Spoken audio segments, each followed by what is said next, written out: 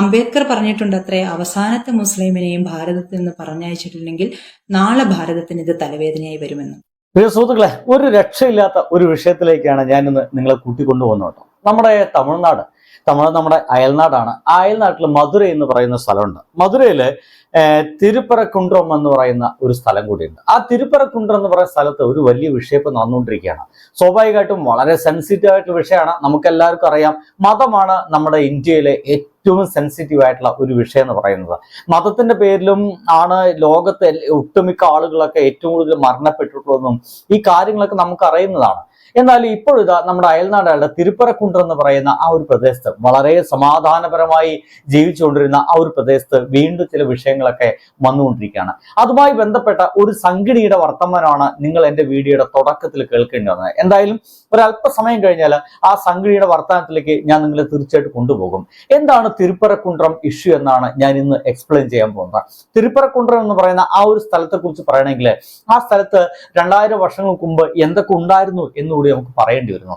തിരുപ്പരക്കുണ്ട്രം എന്ന് പറയുന്ന സ്ഥലം 2000 വർഷങ്ങൾക്ക് മുമ്പ് മുസ്ലിങ്ങൾക്കോ ഒപ്പം തന്നെ ഹിന്ദുക്കൾക്കോ ഒരു തരത്തിലും ആക്സസ് ഇല്ലാത്ത ഒരു സ്ഥലമായിരുന്നു പറയാം. അവിടെ ജൈന കേന്ദ്രമായിരുന്നു.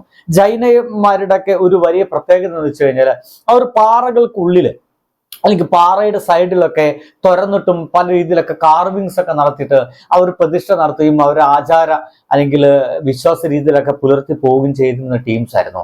എന്തായാലും അങ്ങനെയുള്ള ആ ഒരു സ്ഥലങ്ങളൊക്കെ അവിടെയുണ്ട്. അവിടെയാണ് പിന്നീട് വർഷങ്ങൾക്ക് ശേഷം അവിടെ ഒരു മധുര പോലെയുള്ള ഒരു എന്താ പറയുക മുരുകൻ കോവിലൊക്കെ അവിടെ വരുന്നത്. എന്തായാലും മുരുകൻ കോവിലൊക്കെ വന്ന് പിന്നീടാണ് അവിടെ ഒരു ഷാ എന്ന് പറയുന്ന ഒരു സിക്കന്ദർ ഷാ എന്ന് പറയുന്ന ഒരു മനുഷ്യന്റെ പേരിൽ അവിടെ ഒരു ചെറിയ ദർഗ വരുന്നത്. ഈ ദർഗ വരാനുള്ള കാരണം എന്ന് പറയുന്നത് നമ്മുടെ ഇന്ത്യ ഒരിക്കൽ സുൽത്താനേറ്റ്, ഒരു മുഗൾ രാജവംശമൊക്കെ സുൽത്താനേറ്റ് ഭരണ കാലഘട്ടത്തിലാണ് നമ്മുടെ മധുരയിൽ ആ നാടിനൊക്കെ കീഴ്പ്പെടുത്തിക്കൊണ്ട് അവിടെയും ഒരു സുൽത്താനത്തിന്റെ ഭാഗമായിട്ടുള്ള ഒരു ഇസ്ലാമിക ഭരണം വരുന്നത്. ആ ഒരു ഭരണം അന്ന് അവിടെ തുടങ്ങി വെച്ച ഒരു മനുഷ്യന്റെ പേര് സിക്കന്ദർ ഷാ എന്ന് പറയുന്നതായിരുന്നു. എന്തായാലും സിക്കന്ദർ ഷാ അവിടെ ഭരണം നടത്തും. വളരെ കുറച്ചു കാലം മാത്രമാണ് ആ ഒരു പ്രദേശത്ത് ഈ ഒരു മനുഷ്യൻ ഭരണം നടത്തിയിരുന്നത്. വളരെ നല്ലൊരു മനുഷ്യനായിരുന്നു. എന്തായാലും അദ്ദേഹത്തെ പിന്നീട് വിജയനഗര രാജാവാണ് അദ്ദേഹത്തെ കൊല്ല ചെയ്യുന്നത്. എന്തായാലും കൊല്ല ചെയ്തതിനു ശേഷം അവിടുത്തെ ആളുകളെല്ലാം ആവശ്യപ്പെടുന്ന കാര്യം അദ്ദേഹത്തിന് വേണ്ടിയിട്ട്, അദ്ദേഹത്തിന്റെ ഓർമ്മകൾക്ക് വേണ്ടിയിട്ട് ഒരു ചെറിയ സ്ഥലം വേണമെന്നുള്ളതാണ്. ആ ഒരു സ്ഥലം വിട്ടുകൊടുക്കുന്നത് ഈ പറയുന്ന തിരുപ്പരക്കുണ്ട്രം എന്ന് പറയുന്ന, കുണ്ട്രം എന്നൊക്കെ വെച്ച് കഴിഞ്ഞാൽ കുന്ന് എന്നർത്ഥമാണ് കേട്ടോ. എന്തായാലും തിരുപ്പരക്കുണ്ട്രം എന്ന് പറയുന്ന ആ ഒരു സ്ഥലമാണ്. അവിടെ ഒരു ചെറിയ ദർഗ പണിയുന്നു. ആ ദർഗ പിന്നീട് ഒരു ചെറിയ പള്ളി എന്ന രീതിയിൽ അത് അവിടെ വലുതായി വരുന്നുണ്ട്. എന്തായാലും സംഗതി അവിടെ കിടക്കട്ടെ. ഈ ഒരു ക്ഷേത്രത്തിലേക്ക് ഈ ഒരു തിരുപ്പരക്കുണ്ട്രത്തിലെ ഈ ഒരു ദർഗയിലേക്ക് എത്രയോ കാലങ്ങളായിട്ട് ആടുകളെയും മാടുകളെയും എന്താ പറയാ ഈ കോഴികളൊക്കെ കൊണ്ടുപോയിട്ട് നേർച്ചയ്ക്ക് നൽകുക അല്ലെങ്കിൽ അറക്കാൻ വേണ്ടി നൽകുക എന്ന് പറയുന്ന ആചാര രീതികളൊക്കെ അവിടെയുണ്ട്. അതിന്റെ ഭാഗമായിട്ട് അവർ ബിരിയാണി ഉണ്ടാക്കുന്നുണ്ട്, നെയ്ച്ചോറ് ഉണ്ടാക്കുന്നുണ്ട്. ഇത് ആ പ്രദേശത്തെ ആളുകൾ മുഴുവൻ വാങ്ങിച്ച് കഴിക്കുകയും ചെയ്യുന്നുണ്ട്. ഒരു പ്രശ്നമില്ലാതെ ഇത്തരത്തിലുള്ള ചില ആചാരങ്ങളൊക്കെ അവിടെ എത്രയോ കാലമായിട്ട് ഒരു മിനിമം നമുക്ക് ഒരു 50, 60, 70 വർഷമൊക്കെ നമുക്ക് എടുക്കാം. അത്രയും വർഷമായിട്ട് അത് അവിടെ നിരന്തരം നടന്നുകൊണ്ടേ ഇരിക്കുന്നുണ്ട്. ഇത്ര കാലത്തിനിടയ്ക്കും അത് വലിയ പ്രശ്നങ്ങൾ ഉണ്ടായിട്ടില്ല. പക്ഷേ കഴിഞ്ഞ 2024 ഡിസംബർ മാസത്തിലാണ് അവിടേക്ക് ഇത്തരം കാര്യങ്ങളായിട്ടും ആടുകളുമായിട്ടും കോഴികളുമായിട്ടും നേർച്ചയുടെ ഭാഗമായിട്ട് അവിടേക്ക് പോയിരുന്ന ആളുകളെ ചില ഹിന്ദുക്കൾ എന്ന് പറയുന്ന ചില ആളുകളെല്ലാം കൂടി തടയുകയും അവിടേക്ക് ഇത്തരം ആടുകളെ അറക്കുന്ന പരിപാടികളെ, കോഴികളെ ബലി നൽകുന്ന പരിപാടികളൊന്നും നടക്കില്ല, ഇത് ഞങ്ങളെ ക്ഷേത്രത്തിന്റെ സൈഡിൽ പോകുന്നു, ഇവിടെ ക്ഷേത്രത്തിന്റെ സ്ഥലമാണ് എന്ന പ്രശ്നങ്ങളൊക്കെ മുന്നോട്ട് വയ്ക്കുന്നു. എന്നാൽ ഇതിനൊക്കെ എത്രയോ വർഷങ്ങൾക്ക് മുമ്പ് തന്നെ ഈ സ്ഥലങ്ങൾ കൃത്യമായിട്ടും ഭാഗിച്ചു കൊടുത്തിട്ടുണ്ടെന്നുള്ളതാണ്. ക്ഷേത്രത്തിന് ഇത്ര സ്ഥലമുണ്ട്, ജൈനന്മാർക്ക് ഇത്ര സ്ഥലമുണ്ട്, അവിടെ മുസ്ലിങ്ങൾക്ക് ഇത്ര സ്ഥലമുണ്ട് എന്ന് പറഞ്ഞിട്ട് അവരവരുടെ ആരാധനാലയത്തിന് തൊട്ടുമുക്കുള്ള സ്ഥലങ്ങൾ മുഴുവൻ കൃത്യമായിട്ടും വീതിച്ച് നൽകിയിട്ടുണ്ട്. എന്നിട്ടും ഇപ്പോഴിതാ ഈ നടക്കുന്ന ആ മലയുടെ മുകളിലുള്ള ആ ദർഗയിലെ ആഘോഷത്തെ തടയാൻ നിൽക്കുകയാണ് ചില സംഘികൾ എന്ന് തന്നെയാണ് കൃത്യമായിട്ട് പറയേണ്ടത്. സംഘികൾ അത് തടയുന്നു എന്നുള്ളതാണ്. ഇപ്പോഴവിടെ ഒരു 144 പ്രഖ്യാപിച്ചിട്ടുള്ളത്. 144 എന്ന് വെച്ച് കഴിഞ്ഞാൽ പക്ഷേ 144 പ്രഖ്യാപിച്ചു എന്നുള്ളൂ, അതിന്റെ വലിയ പ്രശ്നങ്ങൾ അവിടെ ഇതുവരെ നടന്നിട്ടില്ല. ഈ 144 പ്രഖ്യാപിക്കുന്നത് എന്തിനു വേണ്ടിയിട്ടാന്ന് വെച്ച് കഴിഞ്ഞാൽ ഭാവിയിൽ വലിയ പ്രശ്നങ്ങളൊന്നും വരാതിരിക്കാൻ വേണ്ടിയിട്ടാണ്. അവിടെ ഏത് നിമിഷവും പോലീസിനെ ആക്സസ് ചെയ്യാൻ വേണ്ടിയിട്ടാണ്. അല്ലെങ്കിൽ ഈ 144 പ്രഖ്യാപിച്ചു കഴിഞ്ഞാൽ കടകൾ തുറക്കണമെന്നോ എപ്പോൾ അടയ്ക്കണമെന്നോ ഒക്കെ തീരുമാനിക്കുന്ന പക്ഷേ പോലീസുകാരായിരിക്കും, ആ നിയമ സംവിധാനങ്ങളായിരിക്കും. അതിനൊക്കെ ഒരു വളരെ പെട്ടെന്ന് എന്തെങ്കിലും പ്രശ്നമുണ്ടെങ്കിൽ അവിടേക്ക് ഇടപെടാൻ വേണ്ടിയിട്ടാണ് 144 പ്രഖ്യാപിച്ചിരിക്കുന്നത്. 1-2 ദിവസത്തേക്ക് മാത്രമാണ് അവിടെ പ്രഖ്യാപിച്ചിട്ടുണ്ടായിരുന്നില്ല. ഒരുപക്ഷെ ഞാനിപ്പോ ഈ സംസാരിക്കുന്ന സമയത്ത് അതൊക്കെ എടുത്ത് കളഞ്ഞിട്ടുണ്ടാവാം. എന്തായാലും ഈ ഒരു വിഷയത്തെ കുറിച്ചിട്ട് ഒരു സംഗതി പറയുന്നതാണ് ഇനി ഞാൻ നിങ്ങൾക്ക് കേൾപ്പിക്കാൻ പോകുന്നത്. എന്തൊരു വൃത്തികെട്ട രീതിയിലാണ്, എന്തൊരു തീവ്രവാദപരമായ രീതിയിലാണ് ആ സംഗതി സംസാരിക്കുന്നതിലാണ് ഇനി നമ്മൾ മനസ്സിലാക്കേണ്ടത്. ചിന്തിച്ചു നോക്കൂ, വിഭജന കാലത്ത് തന്നെ ശതമാന കണക്ക് പറഞ്ഞുകൊണ്ട് ഈ ഭാരതത്തിന്റെ മണ്ണ് വിഭജിച്ച് വാങ്ങിക്കൊണ്ടാണ് പിന്നീട് പാകിസ്ഥാൻ ഉണ്ടായത്. അന്ന് ഹിന്ദുക്കൾക്ക് സുഖമായി ജീവിക്കാൻ വേണ്ടിയിട്ട് വീണ്ടും 5-6 ജില്ലകൾ കൊടുത്തിട്ടുണ്ട്. എന്നിട്ടും ഇന്നും ഹിന്ദുക്കൾ പീഡനം അനുഭവിച്ചുകൊണ്ടിരിക്കുന്നു. അന്ന് നെഹ്റു ഈ എനിമി പ്രോപ്പർട്ടി മുഴുവനും പാകിസ്ഥാനിലേക്ക് പോകുന്ന, ഭാരതത്തിൽ നിന്ന് പാകിസ്ഥാനിലേക്ക് പോയിട്ടുള്ള മുസ്ലിങ്ങളുടെ മുഴുവൻ പ്രോപ്പർട്ടിയും വഖഫ് ചെയ്യുകയാണ് ചെയ്തത്. ഇവിടെ അവശേഷിച്ചിട്ടുള്ള മുസ്ലിങ്ങൾക്ക് നല്ലത് വരാൻ വേണ്ടിയിട്ട് അവർക്ക് വേണ്ടി വഖഫ് ചെയ്തിട്ടു. അന്നൊന്നും ഭാരതത്തിലെ ഹിന്ദുക്കൾക്ക് ഈ വക കാര്യങ്ങളെ പറ്റി ഒന്നും ഒരു ബോധമില്ല. ഗാന്ധിയും നെഹ്റു എന്തു പറയുന്നു അതേപോലെ. അന്നും അംബേദ്കർ പറഞ്ഞിട്ടുണ്ട് അത്രേ, അവസാനത്തെ മുസ്ലിമിനെയും ഭാരതത്തിൽ നിന്ന് പറഞ്ഞയച്ചിട്ടില്ലെങ്കിൽ നാളെ ഭാരതത്തിന് ഇത് തലവേദനയായി വരുമെന്ന്. എന്റെ പ്രിയ സുഹൃത്തുക്കളെ, അംബേദ്കറിനൊക്കെ ഉദ്ധരിച്ചുകൊണ്ടാണ് ഈ ഒരു സംഗിണി ഈ വർത്തമാനങ്ങൾ പറഞ്ഞുകൊണ്ടിരിക്കുന്നത്. നമുക്ക് ഇന്ത്യ വിഭജന കാലഘട്ടം എന്ന് പറയുന്നത് ഒരുപക്ഷെ എനിക്ക് ഈ വീഡിയോയിൽ പറഞ്ഞു തീർക്കാൻ കഴിയാത്ത അത്രയുണ്ട്. ഒരുപാട് നമുക്ക് സംസാരിക്കേണ്ടി വരും.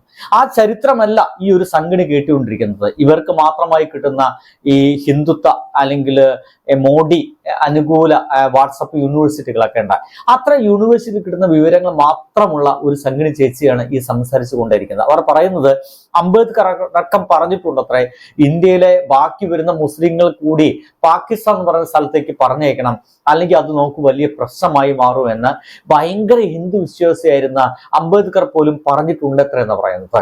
നോക്കൂ, ഇല്ലാത്ത ഒരു കള്ളം എത്ര വ്യക്തമായിട്ടാണ് അല്ലെങ്കിൽ എത്ര വൃത്തിയായിട്ടാണ് ഇവർ അവതരിപ്പിക്കുന്നത്. നോക്കൂ, അംബേദ്കർ അങ്ങനെ പറഞ്ഞിട്ടില്ല എന്ന് മാത്രമല്ല, ഹിന്ദുമതം എന്ന് പറയുന്ന ആ ഒരു വൃത്തികേടിൽ നിന്ന് രക്ഷപ്പെടാൻ വേണ്ടിയിട്ട് അവസാനം ബുദ്ധമതത്തിലേക്ക് മതം മാറുക കൂടി ചെയ്തൊരു മനുഷ്യന്റെ പേര് കൂടിയാണ് അംബേദ്കർ എന്ന് പറയുന്നത്. ഹിന്ദു മതത്തിൽ ജീവിക്കാൻ സാധിക്കില്ല, അത്രയ്ക്ക് മലീമിസമാണ് ഈ ഒരു മതം എന്ന രീതിയിലായിരുന്നു നമ്മുടെ അംബേദ്കർ അടക്കം ഹിന്ദു മതത്തെ കണ്ടിട്ടുള്ളത്.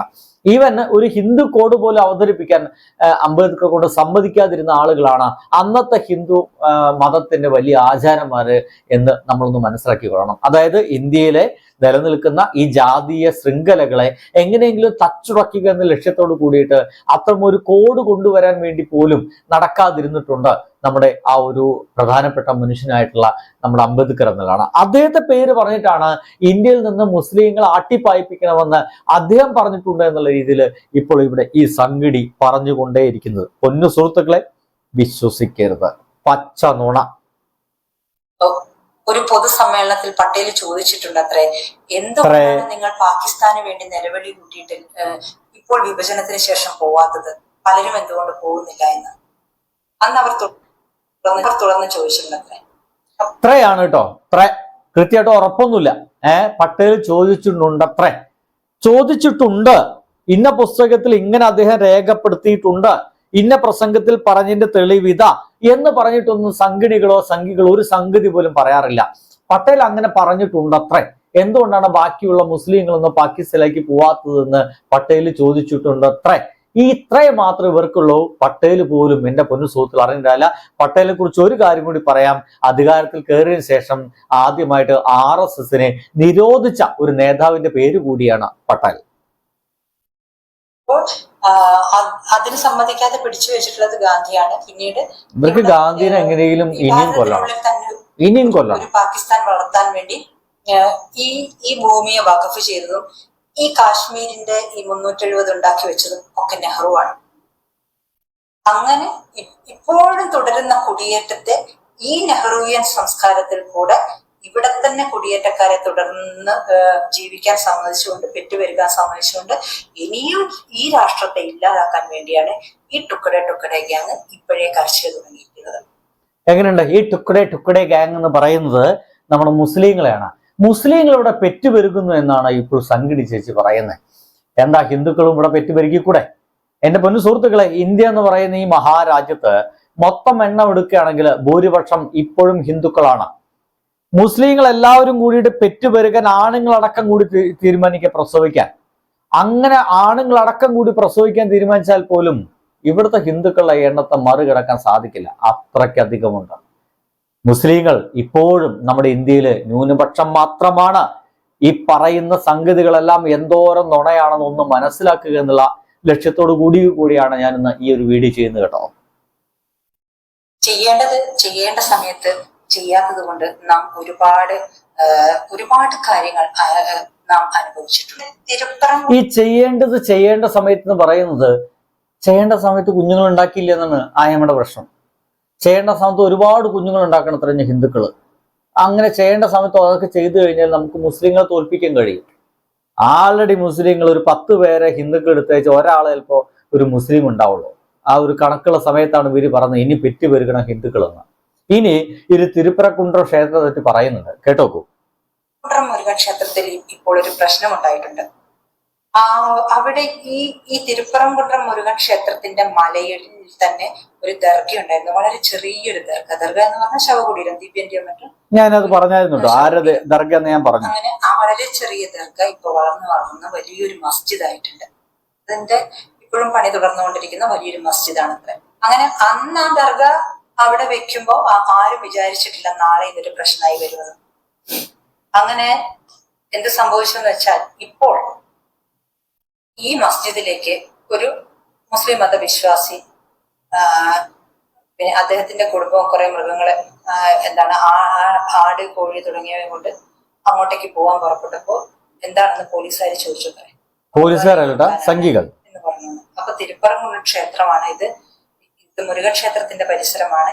ഇവിടെ ബലി പറ്റില്ല, നോൺ വെജ് പറ്റില്ല എന്നുള്ളതൊക്കെ പോലീസ് പറഞ്ഞപ്പോ പിന്നെ അവിടെ പ്രശ്നമായി. ആൾക്കാർ കൂടി.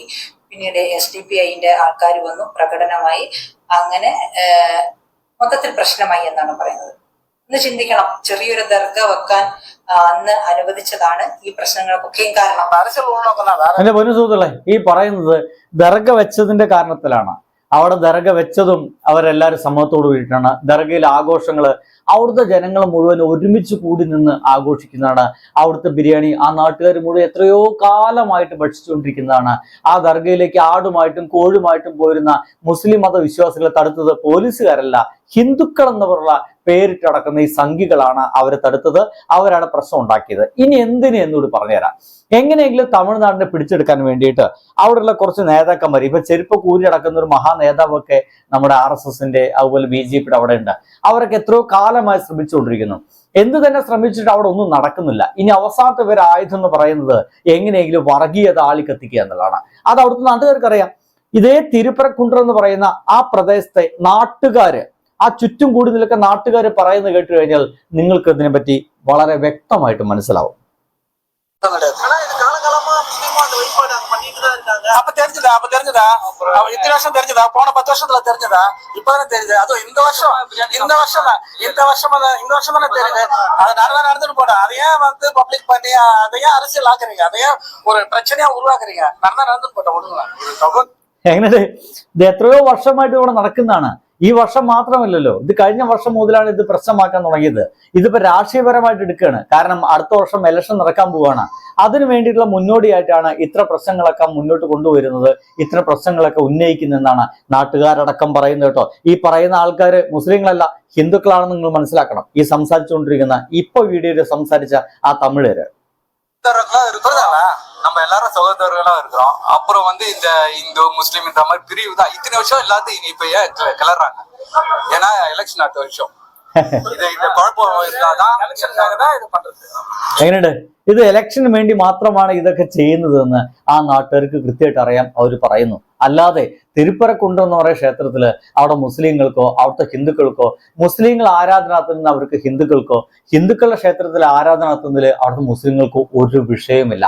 അതുമാത്രമല്ല, അവിടുത്തെ അമ്പലത്തിന് വേണ്ട സ്ഥലങ്ങളൊക്കെ കൃത്യമായിട്ടും അവിടെ വളച്ചു കിട്ടി ഇടപെട്ടിട്ടുണ്ട്. എത്രയോ കാലം മുമ്പ് തന്നെ മുസ്ലിം പള്ളി വേണ്ടിയിട്ടുള്ള ദർഗയ്ക്ക് വേണ്ടിയിട്ടുള്ള സ്ഥലങ്ങൾ അവിടെ മാറ്റിയിട്ടുണ്ട്, ദർഗയ്ക്ക് വേണ്ടിയിട്ടുള്ള സ്ഥലം മാറ്റിയിട്ടുണ്ട്, ജൈനമാർക്ക് വേണ്ടിയിട്ടുള്ള സ്ഥലങ്ങൾ കൃത്യമായിട്ടും അവിടെ മാറ്റപ്പെട്ടിട്ടുണ്ട്. എന്നിട്ടും അവിടെ പ്രശ്നം ഉണ്ടാക്കുന്നുണ്ടെങ്കിൽ അത് BJP തന്നെയാണ്. ഇതിന്റെ പുറകില് ഈ രാഷ്ട്രീയ കളിയാണ്, എങ്ങനെയെങ്കിലും വോട്ട് പിടിക്കാനുള്ള തന്ത്രം മാത്രമാണ്.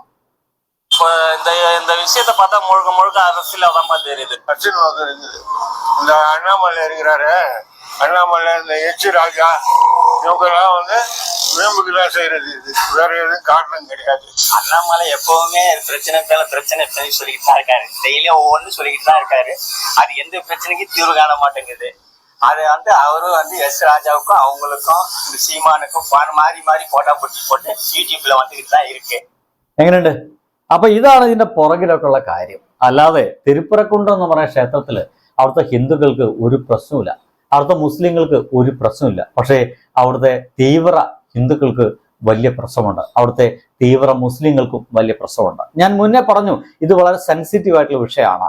എവിടെ തൊടണം എവിടെ തൊടാൻ പാടില്ല എന്നൊക്കെ പലരും ആലോചിക്കുന്ന വിഷയമാണ്. പക്ഷേ സത്യം ഇതിന്റെ പുറകിൽ ഇതാണെന്ന് നിങ്ങൾക്ക് അറിഞ്ഞിട്ടില്ലെങ്കിൽ തമിഴ്നാട്ടിലെ മുസ്ലിങ്ങൾ പോയി പ്രശ്നമുണ്ടാക്കുന്നെന്ന് ഇവിടുത്തെ പല ആൾക്കാരും അങ്ങോട്ട് വിശ്വസിച്ച് പോകും. അങ്ങനെ വിശ്വസിക്കാതിരിക്കാനും അതിന്റെ ചരിത്രം ഇന്നതാണെന്ന് പറയാൻ വേണ്ടിയിട്ട് മാത്രമാണ് ഞാൻ വന്നത്. മനസ്സിലായിരിക്കുന്നു എന്ന് വിശ്വസിക്കട്ടെ.